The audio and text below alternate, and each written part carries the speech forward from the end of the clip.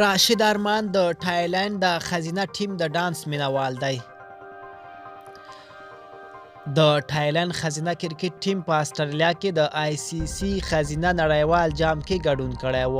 که څه هم دوی ونه توانېدل چې مخکې لاړ شي او سیالۍ وګټي، خو دوی د لوبې د بایللو وروسته ښه خوندوره نڅا وکړه چې دغه نڅا د کرکټ نړیوالې شورا ICC په ټویټر کې خپره کړې وه، چې ګڼ شمېر د کرکټ لوبغاړو او د کرکټ مینوالو د خوښې وړ وګرځېده او هر چا په ټویټ کې خپل نظر څرګند کړ.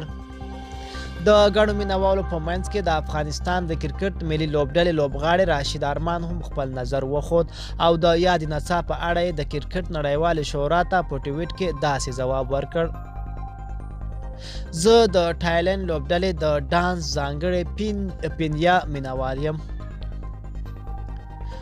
ملګرو، دا و زمونږ ویډیو. د لا ښکلو ویډیوګانو لپاره زموږ چینل سبسکرایب کړئ.